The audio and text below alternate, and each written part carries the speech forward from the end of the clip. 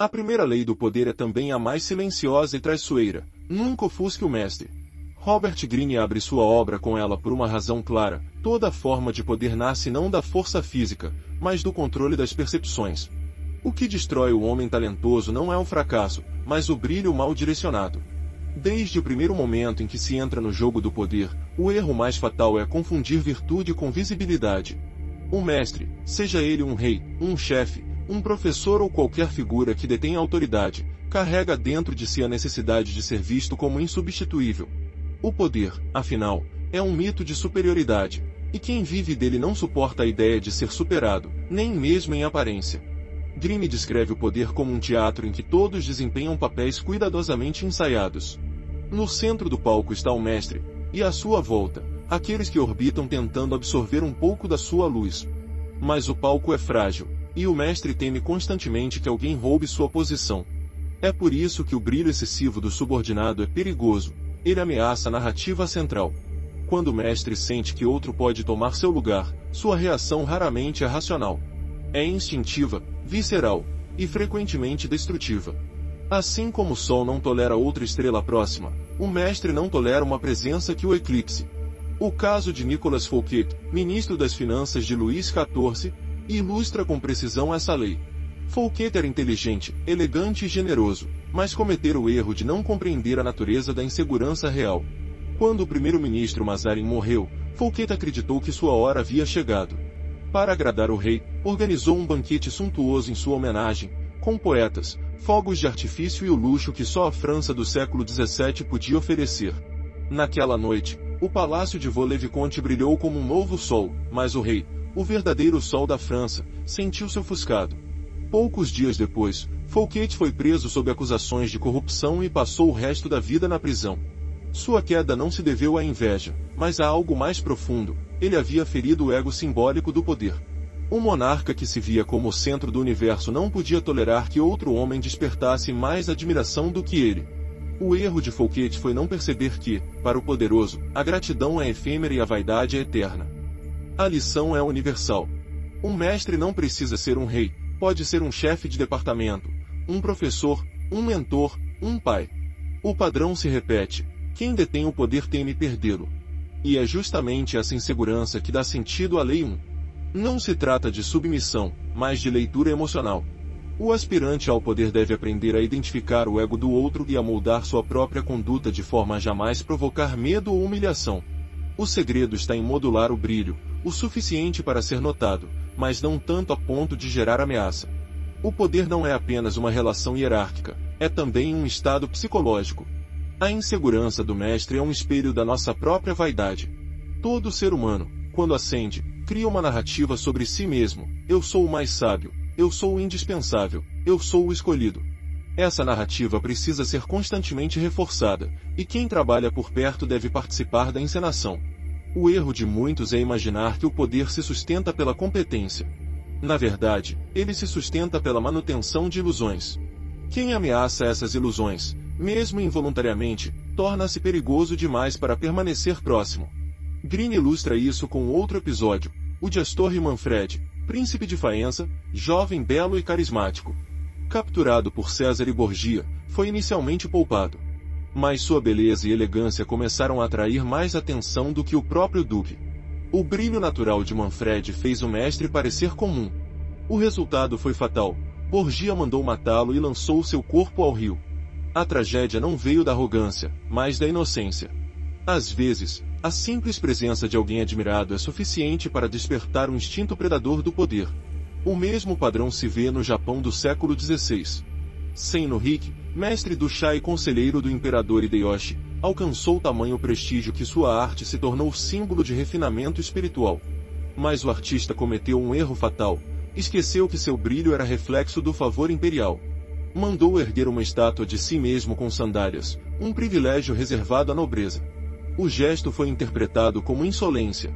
Hideyoshi ordenou que Hiki cometesse suicídio ritual. Greene comenta que o amor de um mestre é o mais perigoso dos favores, porque cria a ilusão de igualdade. Um mestre pode até sorrir diante do talento, mas jamais perdoará a perda do espelho que o fazia sentir-se superior. A única forma segura de conviver com o poder é aprender a refletir a luz, não a gerar a própria. Galileu Galilei compreendeu isso com perfeição. Ao dedicar suas descobertas aos Médici e batizar suas novas estrelas com o nome da família, ele transferiu o brilho da ciência para a vaidade do patrono. O resultado foi prestígio, riqueza e proteção. Galileu entendeu que o reconhecimento público não é um prêmio, é uma moeda, e que o homem prudente sabe a quem entregá-la. A sabedoria está em parecer submisso enquanto se constrói um poder próprio nas sombras. Mas há algo mais profundo na Lei 1. Ela nos obriga a enfrentar um dilema moral. O que é mais importante, a autenticidade ou a sobrevivência? Viver segundo a verdade interior ou adaptar-se ao teatro das aparências? Greene não oferece conforto. Ele descreve o mundo como ele é, não como gostaríamos que fosse. O poder é amoral, e ignorar essa realidade é uma forma de ingenuidade. Aquele que insiste em ser transparente diante dos poderosos não é virtuoso, é vulnerável. E o vulnerável, no jogo do poder, é descartável. A lição é, portanto, sobre autocontrole. O impulso de mostrar talento é natural, o desafio é contê-lo. Quem domina a arte da contenção aprende a usar o silêncio como arma e a humildade como escudo. Fingir-se de aprendiz é, paradoxalmente, o gesto mais sofisticado do sábio. Quando o mestre se sente admirado, ele se abre. Quando se sente ameaçado, ele destrói. A arte está em saber até onde ir. Mostre o bastante para ser útil, mas jamais o suficiente para ser temido. Deixe o mestre acreditar que é o autor das suas ideias, o criador do seu brilho, o mentor da sua ascensão. Isso alimenta o ego dele e protege o seu caminho. Essa lógica não se limita aos palácios e às cortes. Ela se repete em escritórios, universidades, igrejas e até nas famílias. Em todos os contextos humanos, a vaidade cria hierarquias invisíveis. O chefe que teme o assistente talentoso, o professor que teme o aluno curioso, o pai que teme o filho autônomo, todos obedecem à mesma estrutura. O erro, portanto, é acreditar que o poder se manifesta apenas em figuras políticas. Ele se manifesta em qualquer relação em que alguém precise sentir-se superior para manter o controle. E é justamente por isso que a primeira lei é universal. Em termos psicológicos, não ofuscar o mestre é uma forma de empatia estratégica. É ler a fragilidade do outro e adaptar-se a ela. É compreender que a maioria das pessoas deseja ser admirada mais do que respeitada, temida mais do que compreendida. Quando você alimenta esse desejo, torna-se indispensável. Quando desafia, torna-se descartável. O poder ama quem o faz sentir eterno e destrói quem o faz lembrar que é mortal. Há, porém, uma ironia. Aquele que domina a arte de não ofuscar o mestre acaba adquirindo um tipo de poder mais profundo, o controle invisível. Ele se torna o arquiteto silencioso da vaidade alheia. O mestre brilha porque o discípulo o faz brilhar, mas o discípulo, no fundo, dirige o espetáculo. Greene sugere que o verdadeiro poder não é visível, é psicológico. O homem mais poderoso não é o que fala, mas o que entende o silêncio dos outros. Ele não precisa ser o centro, ele é o eixo oculto em torno do qual o centro gira. Ao expandir essa ideia, podemos perceber como ela se manifesta na política moderna. O assessor que molda o discurso do presidente, o marqueteiro que constrói a imagem do líder, o estrategista que manipula bastidores, todos operam sob a sombra da Lei 1. Sabem que o poder visível é apenas fachada, o poder real está em quem controla a percepção. O verdadeiro estrategista não quer o trono, quer o rei sentado nele. Quer ser o invisível que faz o trono parecer estável. Enquanto o público aplaude o mestre, o discípulo invisível sorri, pois é ele quem escreve o roteiro. Há também uma dimensão simbólica na Lei 1. Greene fala do Sol e da Lua, e essa metáfora é mais profunda do que parece. O Sol é o poder manifesto, quente, direto, implacável. A Lua é o poder refletido, frio, sutil, constante. O Sol queima, a Lua governa as marés. O aprendiz sábio é lunar, age na sombra, reflete o brilho dos outros e move forças que o mestre nem percebe. Esse é o segredo do poder duradouro, não brilhar mais, mas brilhar melhor. Ao mesmo tempo, a Lei 1 é uma lição sobre tempo. O aprendiz que se contém hoje ganha o amanhã. O mestre, inevitavelmente, cairá, o poder é cíclico, e todo trono é temporário. O súdito prudente entende que não é preciso destruir o mestre, basta esperar. Quem não o ofusca vive o suficiente para vê-lo enfraquecer. E quando o momento chega, quem dominou a arte da sombra pode emergir com naturalidade. O poder muda de mãos, mas o jogo continua o mesmo. Green inclui um trecho chamado Reversal, no qual adverte: às vezes, é preciso ofuscar o mestre, mas apenas quando ele já está fraco demais para reagir. Há momentos em que o poder precisa ser reivindicado pela força, quando a modéstia se torna servidão. A sabedoria está em reconhecer esse ponto de virada, quando o silêncio deixa de ser prudência e se torna covardia. Mas esse momento é raro. A maior parte da vida é jogo de paciência. Saber calar-se é o que permite falar mais tarde com autoridade. Essa lei tem implicações éticas complexas. Muitos leitores interpretam Green como um manual de manipulação, mas, na verdade, ele descreve uma anatomia do ego. Ao mostrar que o mestre precisa ser adulado, ele revela o quanto o poder é frágil. O homem realmente forte não teme o brilho alheio, quem teme é o inseguro. Mas o mundo, feito de vaidades, pertence aos inseguros. Reconhecer isso é aceitar a imperfeição da condição humana. Não se trata de aprovar a dissimulação, mas de compreendê-la como uma ferramenta de sobrevivência.